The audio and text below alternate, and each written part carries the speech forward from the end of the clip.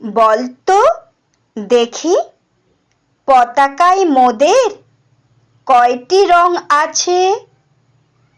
শিক্ষক এসে শুধালেন হেসে দ্বিতীয় শ্রেণীর কাছে। একসাথে মিলে সব ছেলে বলে চিৎকার করে জোরে, তিনটি বর্ণ রয়েছে রাঙানো জাতীয় পতাকা জুড়ে।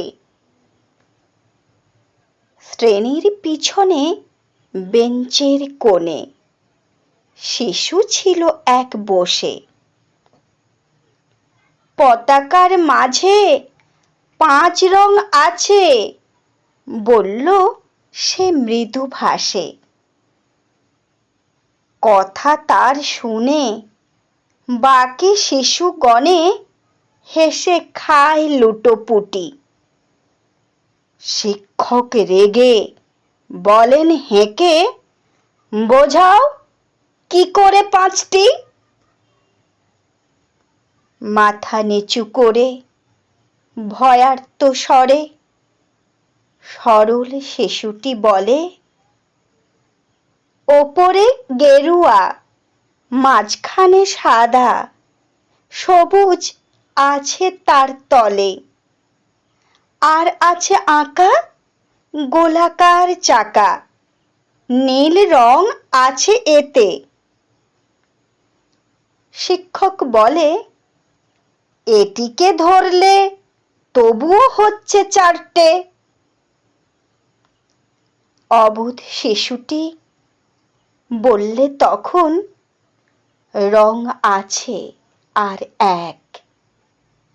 লাল লাল ছোপ দাগ দেখা যায় ওই পতাকার মাঝে।